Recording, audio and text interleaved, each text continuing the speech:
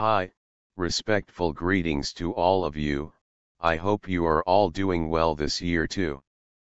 I would like to keep focus and constantly remember that Jesus Christ does not want us to be docile, brainwashed, and slaves to do just work and pay taxes and fees, to stay impoverished and not own anything, to put up with lies, cheats, and corruptions.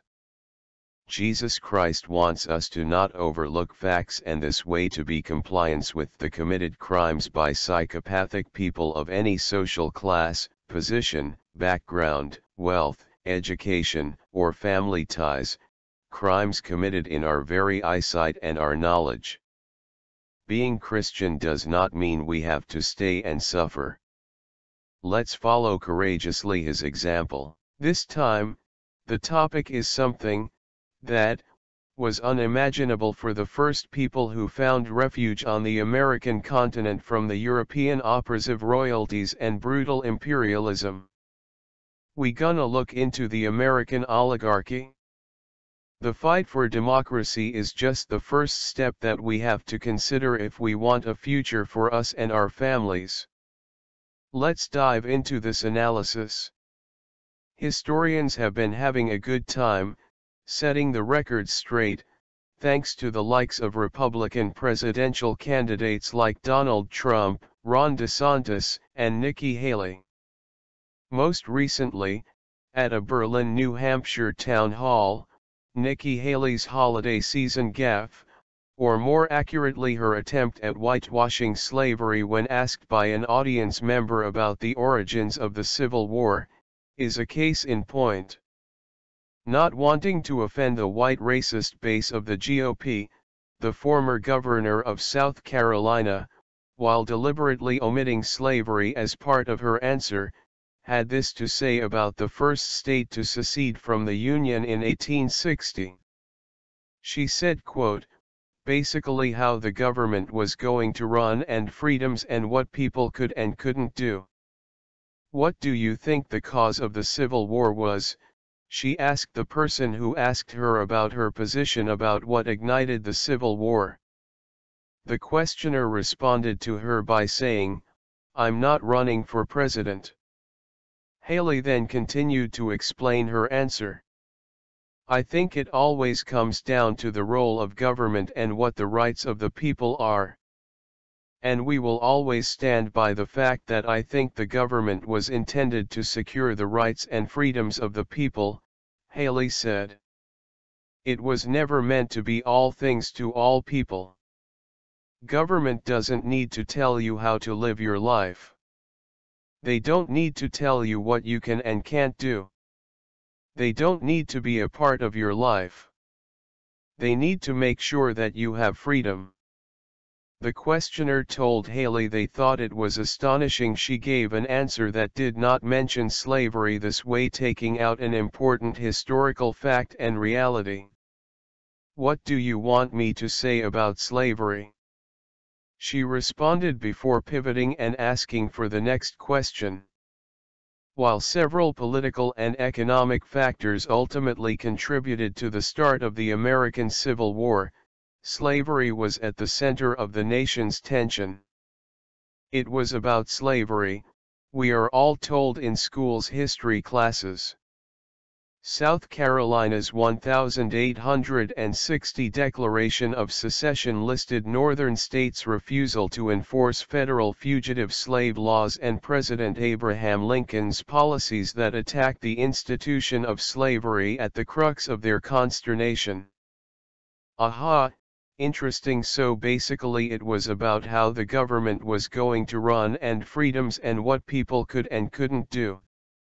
This was not the first time Haley omitted slavery as part of her explanation. On the campaign trail for governor in 2010 she maintained the Civil War was about tradition versus the future. This allowed the spotlight to shine upon the hidden history of American oligarchy, where he argued that the South had ceased to be a democracy by the 1830s primarily due to the invention of the cotton gin and mass production by Eli Whitney. Moreover, At the time the Civil War broke out, the South was already a full-blown police state run by a few thousand morbidly rich families who lived and acted like the feudal lords of ancient Europe. And when the pro-slavery South seceded from the anti-slavery Union and the Civil War began, it was because the former wanted a nation comprised only of slave-owning states. As is written in a Raw Story commentary on January 2, 2024, the simple reality is that the pro-slavery South is still very much with us, and is still after 163 years trying to make the case that democracy should be replaced with a strongman white supremacist oligarchy. Just as the agricultural revolution birthed humanity's first documented oligarchies, the invention of the cotton gin and its widespread use by 1820 birthed the first American oligarchy, one that eventually rose up and challenged democracy itself in a bloody civil war. Flash forward to the present. In an interview about the book, It's Okay to Be Angry About Capitalism, 2023, Senator Bernie Sanders informs us that oligarchs run Russia. But guess what? Oligarchs run the United States as well. Sanders also claims that oligarchs run Europe, the UK, and the rest of the world, where we're seeing a small number of incredibly wealthy people running things in their favor. A global oligarchy. Under Uber capitalism, governmental rule by the rich, plutocrats, or rule by the few, oligarchs, has become one and the same. Nowadays, those richest few that are ruling, the governments whether democratic or autocratic, are simply referred to as the oligarchy of the rich. Uber capitalism, laissez-faire markets, unfettered and unregulated capitalists, and regressive tax systems are epitomized by oligarchs like Jeff Bezos and Amazon.com, Inc. in the United States. Though there are plenty of other examples, from the Kochs to Walmart to Starbucks to Elon Musk. The issues are always the same: unlimited greed, opposing the rights of workers to organize, and abusing power that hurts people and injures nations. Attention, here are some facts that we all should consider and not allow to happen further. Must to end now? This year. In 2017 and 2018, Amazon paid no taxes. In 2021, Amazon had revenues of almost $470 billion and made a record-breaking $36 billion, a 453% increase from where it was before the pandemic.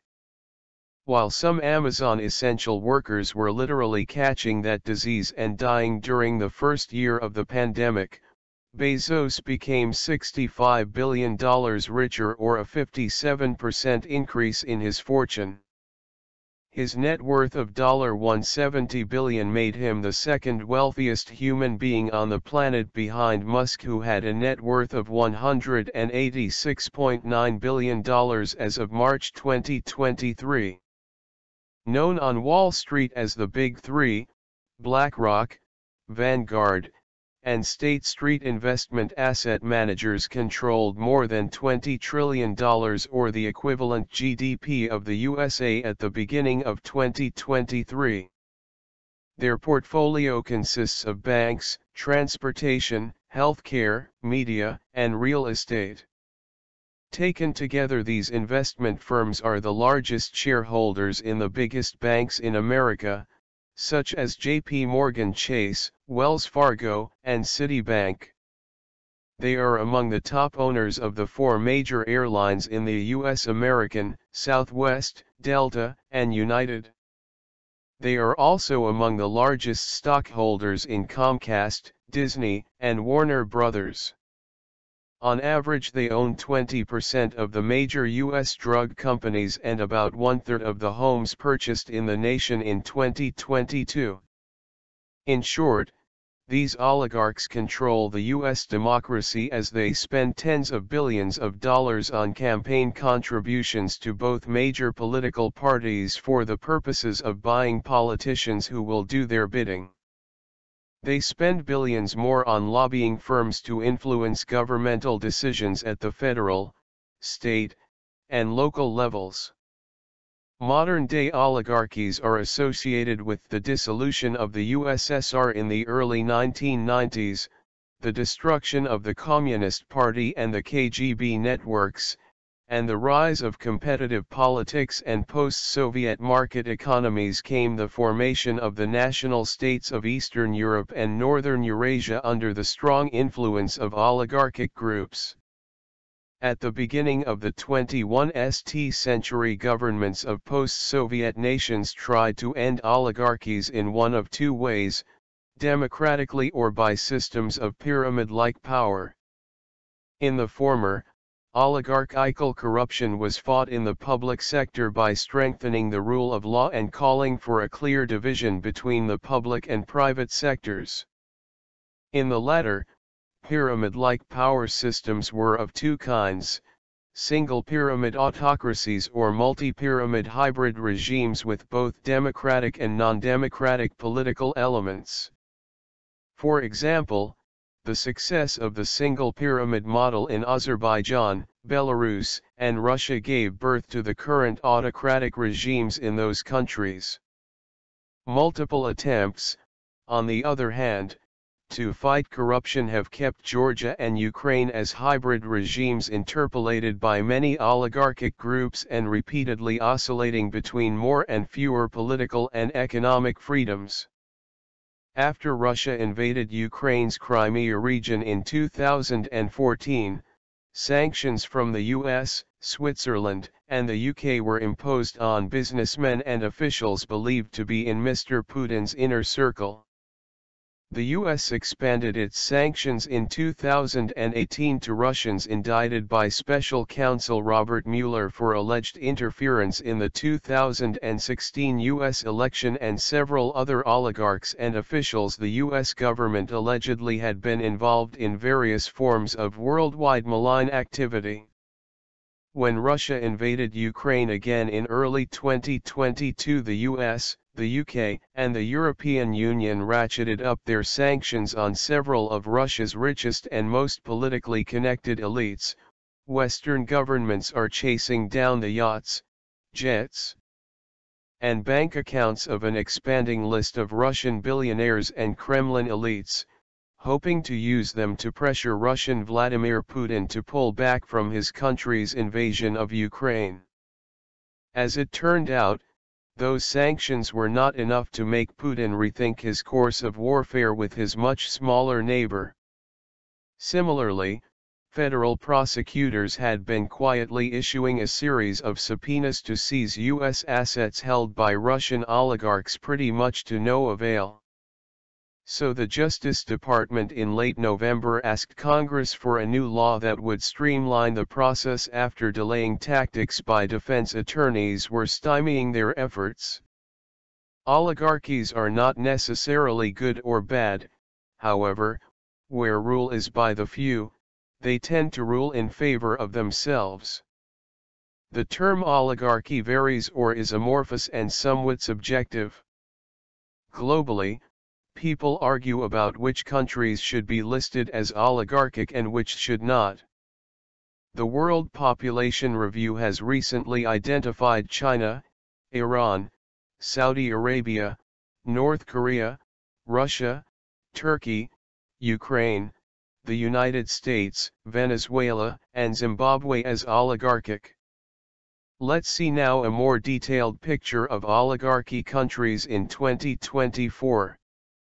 An oligarchy is a governmental system in which the government is controlled by a small group of people or oligarchs.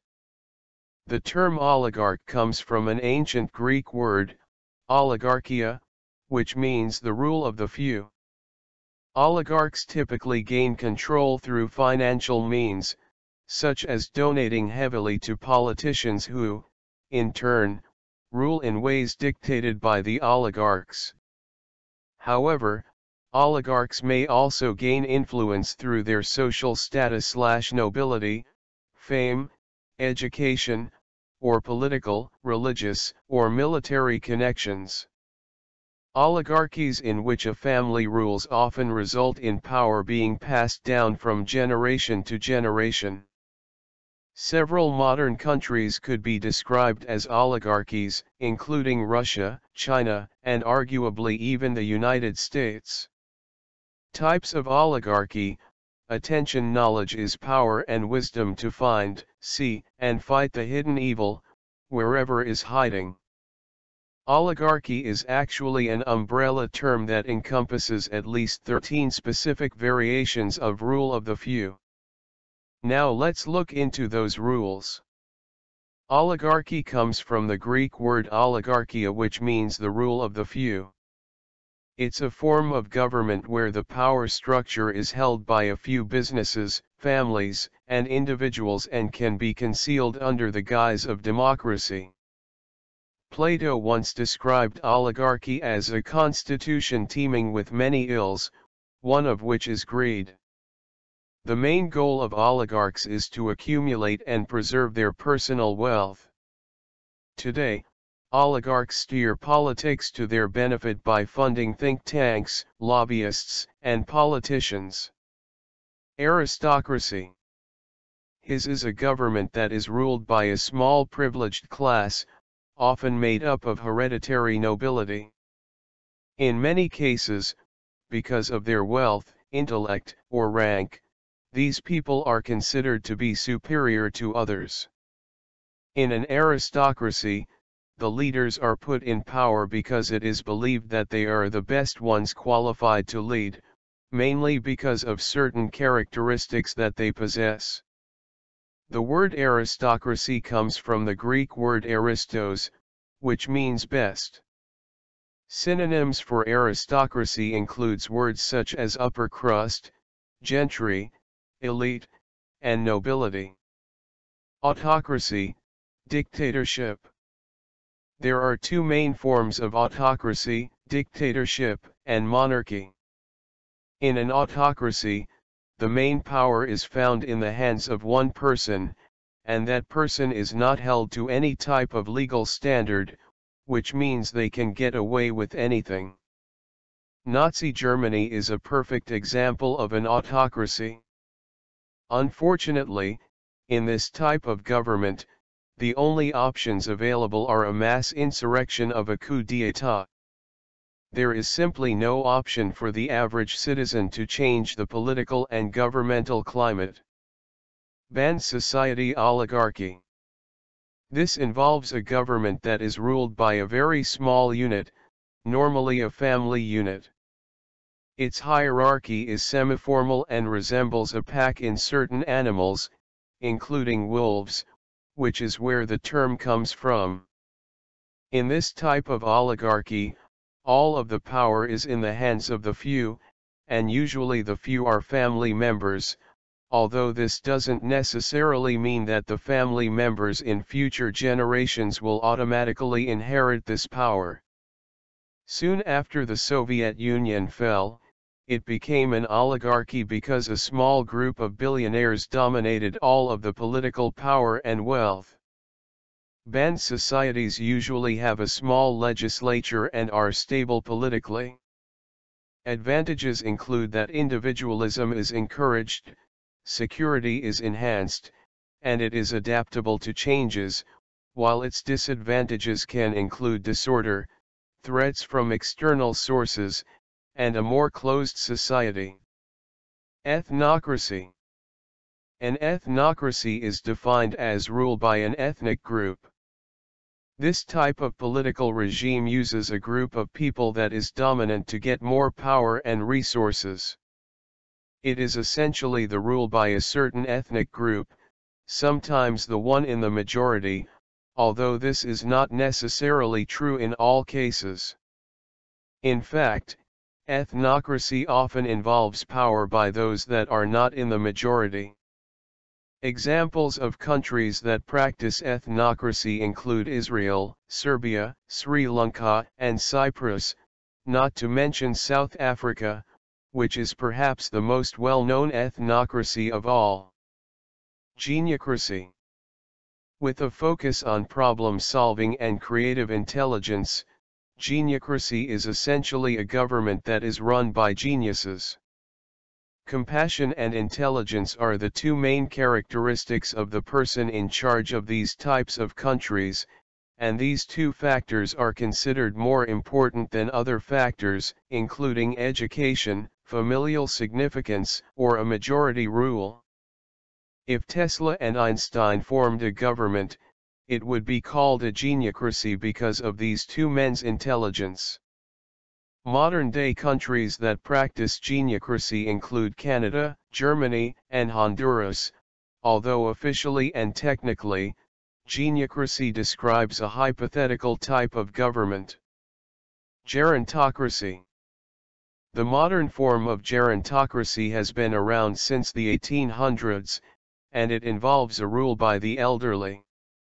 Anytime you have a council of old people that are ruling or governing a certain society, it can be called a gerontocracy. Ancient Greece was perhaps the biggest and most well-known example of this type of government because the ancient Greeks truly believed in this form of oligarchy. Gerontocracy affects the state of the nation and even the socio-economic conditions in that particular country.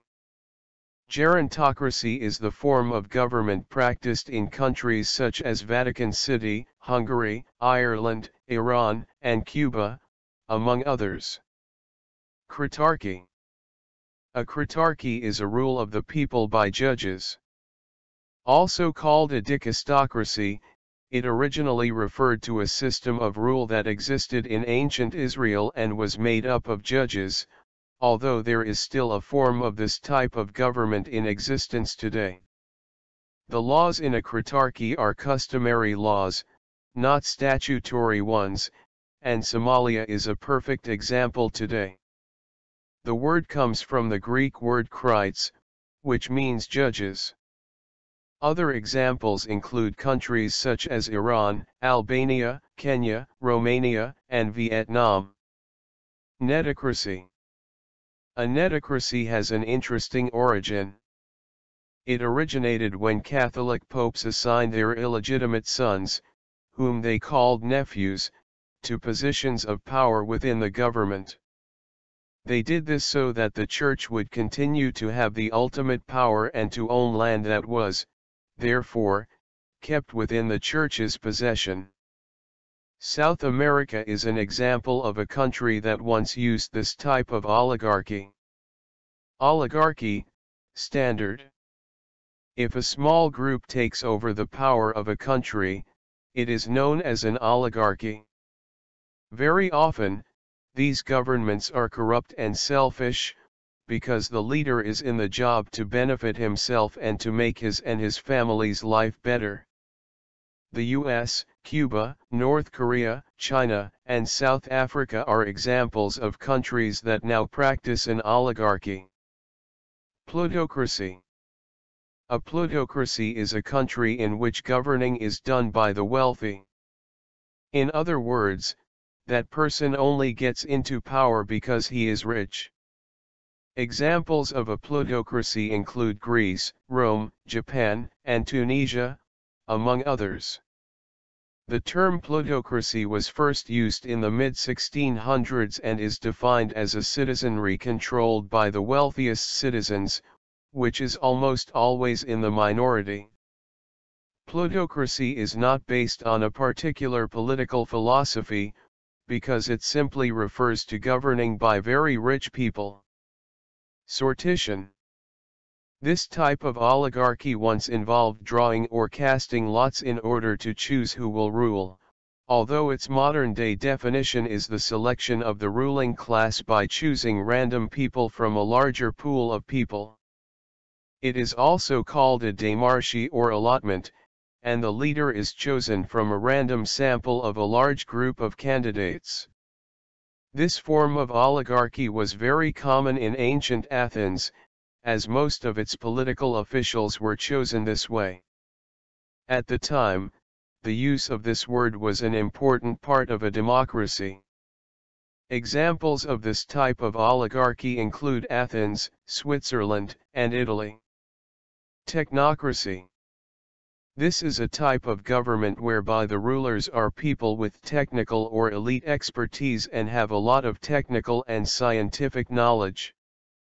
In other words, the rulers that govern their society are those with some type of technical expertise, usually scientists and other technical experts. Its effect is felt in all aspects of government, from the economy to social concerns. Countries operating under this type of rule include Canada, Germany, Greece, and Russia, among others. Theocracy. In a theocracy, a specific deity is where all authority comes from, so it is usually religious leaders who are put in positions of authority. These types of governments are usually ruled in one of two ways, through a hierarchy of religion, or through two separate arms of government, which include both members of the clergy and governmental administrators. Theocracy is not the same as a theonomy, because the latter is a form of government which is specifically based on divine law. In a theocracy, the leaders do not claim to be prophets, but only want to see their laws based on religious principles. Now let's see the pros and cons of an oligarchy government. Pros. Better for women. In many oligarchy types, women are just as likely as men to gain positions of power. This is because oligarchies are based on more than just democracy or a majority rule type of government. Compared to other forms of government, an oligarchy tends to make it easier for women to succeed in government. Technically, anyone can be a member of the oligarchy. This one often applies more on paper than it does in reality, but in a true oligarchy, the positions of power are those with the best skill sets, which means anyone can join the oligarchy, provided they have skills that society considers important. So if you work hard, educate yourself, and you are a contributing member of society, technically you will always have a shot at being a part of the oligarchy. You still get a certain amount of debate with an oligarchy. Oligarchies are not the same things as monarchs or tyrannies. Tyrannies and monarchies rely on the opinion of just one person and therefore, there is no actual debate process involved. With an oligarchy, there is still debate, although technically it is only between a few people. Decisions can be made at the spur of the moment. Again, this is because of the small number of people involved in the decision making, but with an oligarchy, decisions can be made much quicker than with other forms of government, such as a democracy. After all, it simply doesn't take that much time to make a decision if there are only a few people who need to agree.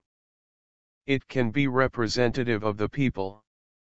Although it doesn't always happen, an oligarchy is sometimes a true representation of the people it governs. People can be born into an oligarchy, but they can also be elected to it. In past centuries, a person had to have money or land in order to be a part of the oligarchy, but nowadays this is not the case. Because this group handles all aspects of government, it is possible for it to represent all of society, regardless of who they are. Living your life is easier. Since others are making the major decisions for the rest of the people, the citizens are free to live their lives as they wish. Instead of concentrating on politics, people can concentrate on their jobs, their friends, their hobbies, and their everyday lives. They simply don't have the need to worry about the government and the choices it makes. It also means you can concentrate on creativity and innovation a lot more than in other forms of government. Most of the risks taken are conservative. In general, an oligarchy government makes conservative decisions so as to not upset the status quo. Even though the group in power is still a group, no matter how small, none of the group's members is likely to take a big risk because it may negatively affect everyone in the group. Big risks, in other words, are usually not taken by those who are in charge, which is better for everyone, including the citizens. Cons. There is no room for free speech. Regular citizens are usually not heard when there is an oligarchy. In fact, in many instances, their rights to say how they feel are taken away from them. The only speech that matters is the speech given by the oligarchs themselves, and everyone else's opinion is considered worthless. The status quo never changes. Because oligarchies tend to benefit only the few who are in power, these people have no incentive to change the status quo. This is also why under an oligarchy, the rich usually become richer and the poor can become poorer. There is literally no one there to speak out for the average citizen, much less those who live below the poverty level. Division can be a big problem. Division within society can occur because the average person has to work above and beyond to get noticed, whereas members of the oligarchy are usually already very wealthy. At the same time, it is often much more difficult for the average person to accomplish that, so income inequality is a very big problem within an oligarchy, leading to a lot of divisiveness among the citizens. The middle class often becomes non-existent. Oligarchies tend to consist of the extra rich, the extra poor, and very few people who are considered middle class. In essence, the middle class can become non-existent. The poor and middle class are simply shut out in an oligarchy because there is no one there to represent these people's interests. Too much power in the hands of too few people. In an oligarchy, the people elected end up with more power than those who elected them. In many cases, the leaders branch off on their own and form opinions and goals which are detrimental to the well-being of the people. Because the rulers are such a small group, there is no overall diversity, which can cause the government to become stale because no new ideas are ever brought to the table.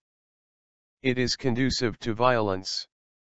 Much of the time, an oligarchy results in protests and violence by those who are not in power, with reasons that are understandable. Because a certain amount of unquestioning obedience is necessary for the oligarchy to survive, it can cause a lot of resentment within the citizenry, especially if those citizens notice that the oligarchy is not acting in their best interest. Frustration is an inevitable result, and this can cause clashes between those in power and society as a whole, which means it is a perfect recipe for violent consequences. It harms the domestic economy. Since the main goal of an oligarchy is to retain power and not to move forward, and even if it does happen that the average citizen actually benefits from this form of government, that doesn't mean the oligarchy is going to step aside and let another type of government formation take place. Even if a threat to the oligarchy occurs that is only a perceived threat, members of the oligarchy concentrate on keeping its power and not paying attention to other areas, and the first catastrophe of this situation is usually the economy. Now let's look into 3 causes of oligarchies. If a certain government made up of tyrants or a monarchy has a weak leader, this situation can be conducive to the creation of an oligarchy. Ironically, this is a fairly simple feat to accomplish.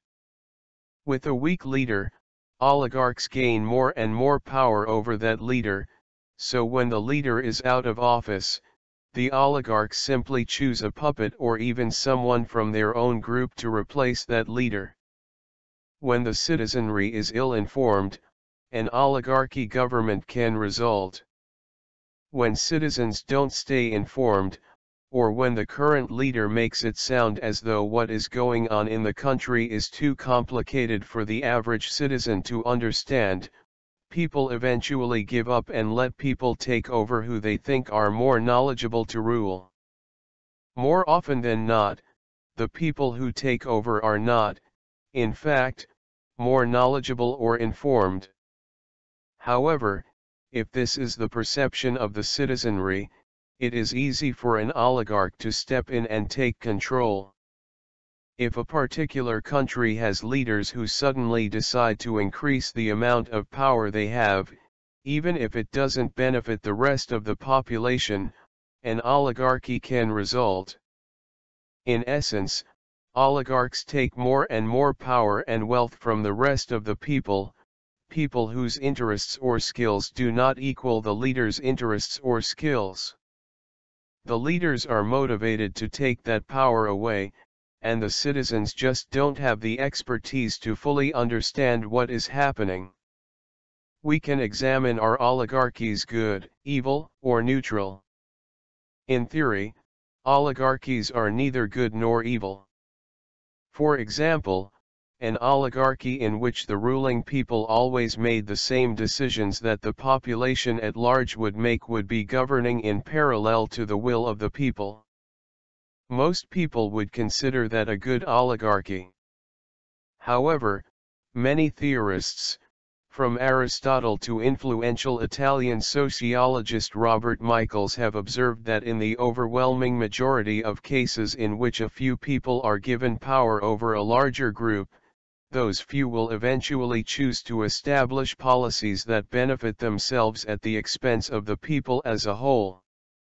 In other words, an oligarchy only becomes evil if and when the oligarchs act to remove the checks and balances on their own power, violate, or ignore, the rule of law, and put their own self-interests ahead of those of the country's people, but they have a historic tendency to do so.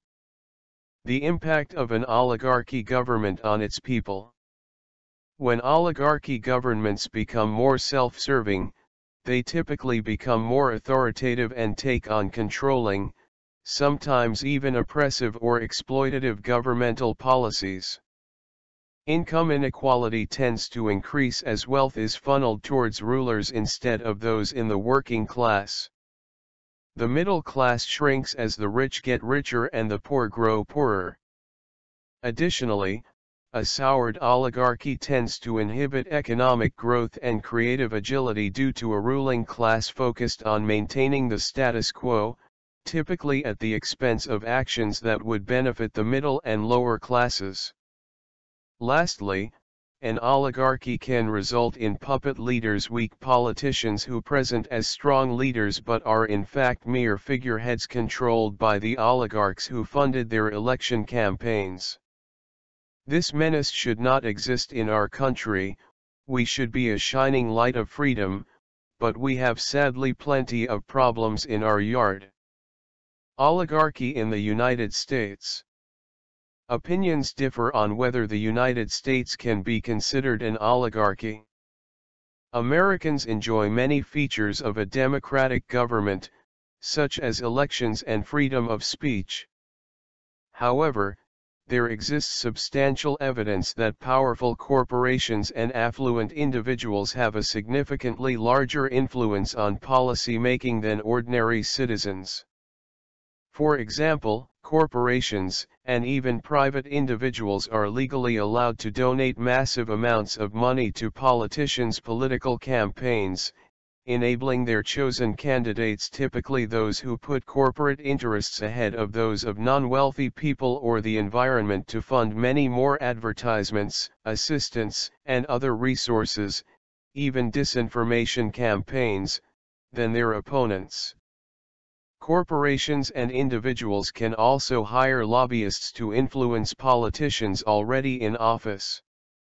In light of this scenario, many economists and researchers maintain that while the United States is a democracy in theory, it is an oligarchy in actual practice or is at least heading in the direction of one.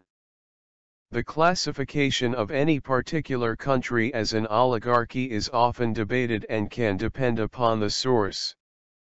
One example of this is the United States, which is considered to be an oligarchy by some sources, but not by others. Often cited in the debate about whether the U.S. is an oligarchy is a 2014 study by political scientists Martin Gilens of Princeton University and Benjamin Page of Northwestern University. Their study examined more than 1,800 policies considered by U.S. legislators and concluded that average citizens only got what they wanted when wealthy citizens and business-oriented interest groups also wanted it. The USA constitutes a multi-pyramid hybrid regime as Americans traditionally enjoy many features of a democratic government. However, over the past 2 decades, powerful corporations and affluent individuals have had a significantly larger influence on policy making than ordinary citizens due to changes in campaign finance laws. Oligarchs, as well as kleptocrats who use their power and money to buy or bribe politicians or to corrupt and slash or steal from governments, come from many other countries besides the ones listed. These may include African despots as well as someone like Jean-Claude Duvalier, better known as Baby Doc, from the Caribbean nation of Haiti. In 1983, Baby Doc became Trump's first landed kleptocrat but not his last by any means. 12 years earlier, Baby Doc at just 20 years of age had ascended to the presidency of Haiti, following the death of his autocratic father. After smothering talk of reform and democratization, he spiraled into crimes against humanity. For example, he housed political prisoners in jails dubbed the Triangle of Death where many suffered unspeakably painful deaths. At the same time, his regime supporters made sure any critical journalists were tortured or exiled for their reporting. After looting state coffers, pillaging local populations, and pocketing Haiti's national wealth to the tune of upwards of $800 million, Baby Doc, with the help of a few friends, opened an American bank account. Soon becoming, on a smaller scale, like the great kleptocratic American client of that era, the Philippines' Ferdinand Marcos, whose looted wealth had been estimated to be worth between $5 to $10 billion. Back in those days, folks in Washington, D.C. happily embraced dictators like Duvalier and Marcos because of their strong stances against communism. Back then, banks did not have to concern themselves over matters of servicing dictators' monies dripping in blood in places like Saudi Arabia like they allegedly do today. Today, as Casey Michel lays out in a special edition of Mother Jones, the United States is one of the world capitals of kleptocratic cash. Michel tells the story of Kingdom Trust, a small company headquartered in South Dakota servicing individual retirement accounts, IRAs, with a focus on maintaining slow and steady growth. Then in the mid-2010s, the firm began soliciting a much different class of clientele, shadowy companies based in notorious offshore havens that were having trouble opening U.S. accounts. While there is nothing technically illegal in this strategic shift, what drove Kingdom Trust, which now goes by Choice, into the crosshairs of federal regulators was not any crime per se, but the egregious lack of due diligence. In the words announced last spring by Himamali Das, acting director of the Treasury Financial Crimes Enforcement Network, FinCEN, Kingdom Trust had virtually no process to identify and report suspicious transactions. The investigation not only spotlighted the lapses of Kingdom Trust but also how anonymous shell companies and secret trusts are money laundering enablers. This is an American oligarchy. Among so many demons who are incarnated in the human body, there are a few angels, good people that I would gladly mention here at the end of this video, as Hope for Good is, Dan Price, founder of Gravity Payments Company, and Joe Sandberg, anti-poverty advocate and entrepreneur, two wonderful people, good examples for all the psychopath CEOs and managers of capitalist corporate companies. Look around, who does not follow Dan and Joe? Those by their choosing, are on the evil side and become a cancer for society. We need to stand up together and actively take back the freedom and prosperity that was stolen from us. If we do not act now, very soon we will hang separately. Thank you for watching. God bless you.